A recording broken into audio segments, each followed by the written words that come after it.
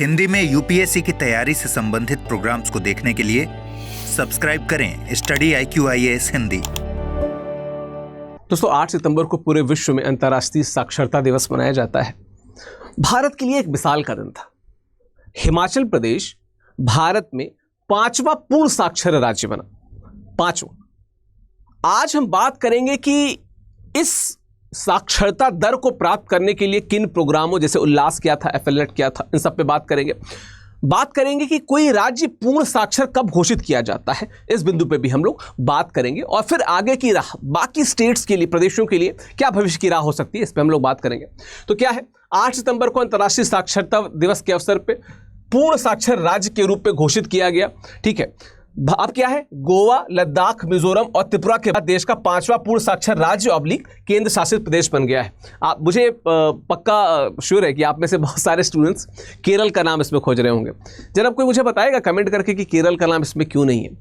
केरल का नाम इसमें ये इसलिए नहीं है क्योंकि जो बाद में 2023 में रिवाइज लिस्ट आई कि इतने परसेंटेज साक्षर लोगों को पूर्णतः साक्षर माना जाएगा, वो उस पैमाने पे केरल खरा नहीं उतरता। ठीक है, तो गोवा, लद्दाख, मिजोरम, त्रिपुरा के बाद 5वां पूर्णतः साक्षर प्रदेश बना है। ठीक है, मैं आगे बढ़ूं इसके पहले बस एक चीज बताता चलूं। आज है 11 तारीख, कल है 12 तारीख, और कल रात 11 बजे के बाद जो हमारे जितने भी कोर्सेज हैं उनमें जो प्राइस है वो बहुत ऊपर चला जाएगा, यानी कि प्राइस हाइक हो जाएगा। तो आपको क्या करना है, आपको 12 सितंबर को रात 11 बजे से पहले स्टडी IQ के बैचेस से अगर आप जुड़ना चाहते हैं तो आप बेशक जुड़िए और विकास लाइव कोड का प्रयोग करिए, तभी आपको अधिकतम डिस्काउंट मिलेगा। विकास लाइव कोड यहाँ पे है। आप हमारे UPSC optional state PS judiciary किसी भी कोर्स से जुड़ सकते हैं। जैसे मैं हिंदी लिटरेचर ऑप्शनल पढ़ाता हूँ, आप उससे भी जुड़ सकते हैं। हमारे प्रतिज्ञा बैच से जुड़ सकते हैं, लॉन्ग टर्म प्रतिज्ञा बैचेस से जुड़ सकते हैं। उनकी जानकारी नीचे लिंक के द्वारा या हमारी वेबसाइट या ऐप पे आप जाके देख सकते हैं, वहाँ पे जुड़ जाइएगा। ठीक है, चलिए मेरा टेलीग्राम और इंस्टाग्राम है, आप यहाँ पे स्कैन करके भी जुड़ सकते हैं, या अगर आप चाहें तो सर्च बॉक्स में ऑफिशियल विकास या विकास लाइव डालेंगे तो रेस्पेक्टिवली आप मेरे टेलीग्राम और इंस्टाग्राम पे जुड़ जाएंगे। चलिए आ जाते हैं पॉइंट पे।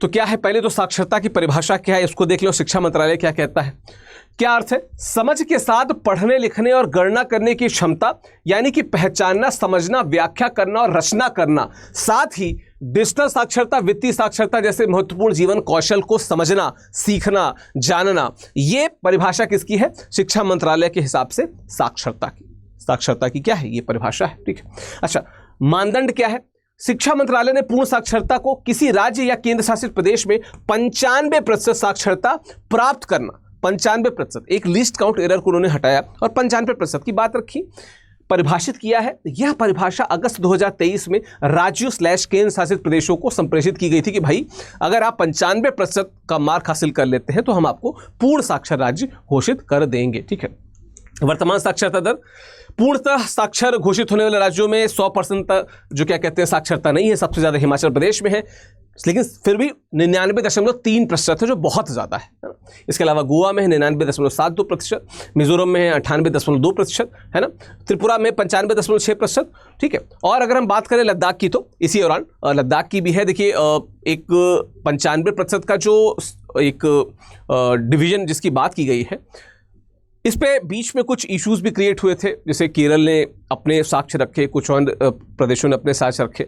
लेकिन अंतर्राष्ट्रीय पैमाने को जब शिक्षा मंत्रालय ने देखा तो वो लीस्ट काउंट एरर मेथड अपनाते हुए वो 5% को उन्होंने फ्री कर दिया। लेकिन फिर भी आप देख सकते हैं कि गोवा और हिमाचल प्रदेश 99% से ज़्यादा साक्षर, तो big deal for India at least. ठीक है, उल्लास कार्यक्रम जिसकी बात हुई है, तो उल्लास का नाम पहले जान लेते हैं क्या है, understanding life long learning for all in society, समाज में सभी के लिए आजीवन शिक्षा की समझ। इस प्रोग्राम ने बड़ी भूमिका निभाई है। 2030 तक के लिए टारगेटेड प्रोग्राम यही चाहता है कि मैक्सिमम राज्य जो है वो पूर्णतः साक्षर हो जाए, है ना।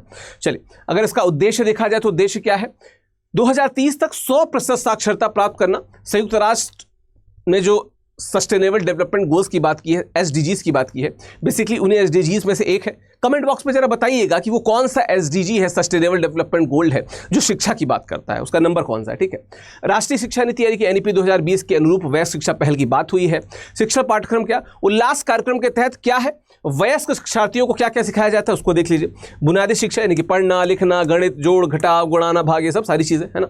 व्यावहारिक कौशल जैसे कि व्यावहारिक कौशल आपको बेसिक स्किल्स, नॉर्मली आप जिससे एक बेसिक स्तर के रोजगार की समझ प्राप्त कर सके, रोजगार ना प्राप्त कर सके, समझ आपको आ सके, है ना। उसके अलावा व्यावहारिक कौशल जैसे समय पढ़ना मापना, है ना, कैलेंडर को समझना, इस प्रकार की चीजें, मुद्रा नोटों का उपयोग, ये व्यावहारिक कौशल, ये बेसिक है। ऐसा नहीं कि इससे रोजगार प्राप्त हो जाएगा, लेकिन जब आप रोजगार में रहेंगे तो खुद को मेंटेन कर पाएंगे, समझ पाएंगे, इसकी बात है, ठीक है। इसके अलावा चेक लिखना, ये सब शामिल है जब हम बात करते हैं कि उल्लास में किन चीजों का ध्यान दिया गया, ठीक है। अब इससे जुड़ता एक और बिंदु है, वो क्या है?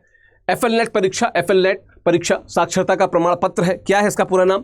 Functional literacy numeracy assessment test, FLNAT, ठीक है।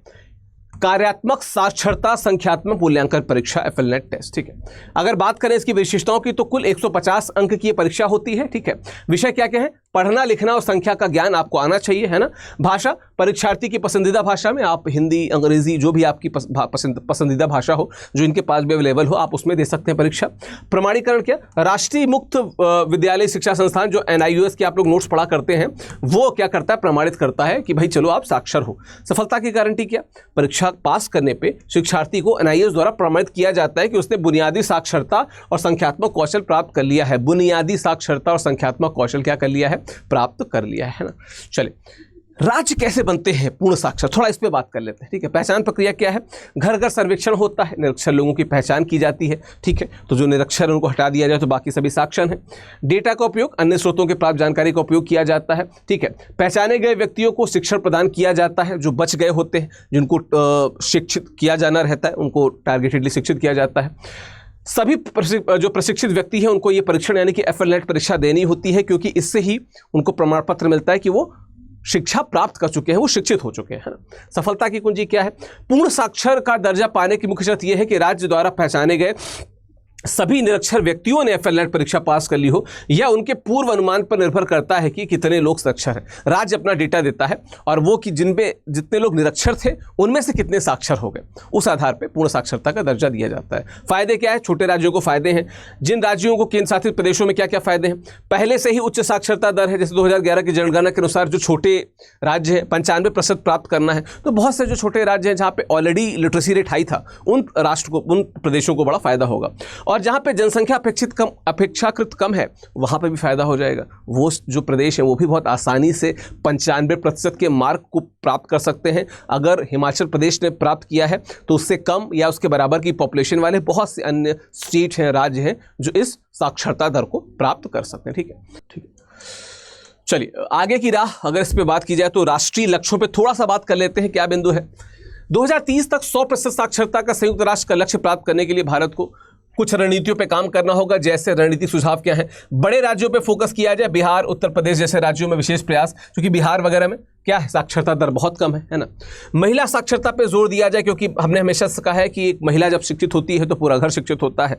बड़े स्तर पे उसका प्रभाव पड़ता है एम्पावरमेंट में, ठीक है। लैंगिक असंतुलन दूर होगा इससे, तो एक और हमारा जो SDG सस्टेनेबल डेवलपमेंट गोल है वो भी हमारा अचीव हो सकता है। डिजिटल साक्षरता, केवल पारंपरिक साक्षरता नहीं बल्कि डिजिटल कौशल भी। अभी कुछ दिनों पहले मैं कश्मीर पे एक वीडियो कर रहा था और डिजिटल साक्षरता की बात कर रहा था कि भाई कश्मीर में वो तबका जो अभी भी थोड़ा पिछड़ेपन को महसूस कर रहा है, उसके लिए डिजिटल साक्षरता बड़ा टूल बनी जिससे वो सीख पाए, है ना। गुणवत्ता नियंत्रण, एफएलनेट परीक्षा की गुणवत्ता में सुधार किया जाए, और चूंकि ये प्रॉपर प्रमाण पत्र मिलता है तो वे सभी लोग जिनके पास प्रमाण पत्र है वो निश्चित तौर पे इस मामले में तो सही माने जाएंगे कि वो साक्षर हैं। तो क्या होगा कि गुणवत्ता नियंत्रण NIOS कर सकेगा। ऐसा नहीं कि रैंडम कोई आके बता दे रहा है कि हाँ साक्षर हो, बाकायदा सर्टिफिकेट मिल रहा है इस चीज़ का, है ना। उसके अलावा क्या है? एक बार साक्षर होने के बाद भी निरंतर शिक्षा की व्यवस्था है। मतलब ऐसा नहीं कि आप एक बार साक्षर हो गए तो आगे पढ़ना ही नहीं है, उसके आगे आप पढ़ना चाहें तो इस प्रकार की चीज़ों को और मजबूत किया जाए, ताकि भविष्य में कोई पढ़ना चाहे तो लगातार पढ़ सके, हायर एजुकेशन तक जा सके, ठीक है। दीर्घकालिक प्रभाव क्या होंगे? हिमाचल प्रदेश की सफलता से जो अन्य स्टेट हैं उनको बहुत कुछ सीखना चाहिए और बहुत कुछ सीखेंगे भी। एक कंपटीशन होता ही है, जब हम लोग गवर्नेंस की बात करते हैं तो उसमें एक गवर्नेंस का मॉडल ये भी है जहाँ पे आप अन्य स्टेट से कॉम्पीट करते हैं, और वो बड़ा जल्दी होता है, वो ज़रूरी होता है, उससे फ़ायदा भी होता है। तो कंपटीशन की भावना रहेगी तो निश्चित तौर पे बेहतर होगा। तो क्या है? निश्चित तौर पे अगर बात की जाए तो एक महत्वपूर्ण मील का पत्थर है हिमाचल प्रदेश के लिए, भारत में शिक्षा की प्रगति है, जो शिक्षा की क्रांति है उसके लिए, और ये अन्य प्रदेशों के लिए भी क्या है, एक प्रेरणादायक उदाहरण है। बहुत कुछ वो सीख सकते हैं। बाकी सही नीति, दृढ़ राजनीतिक इच्छा शक्ति, जो विल पावर कहते हैं, और क्या सामुदायिक सहभागिता से किसी भी लक्ष्य को हासिल किया जा सकता है।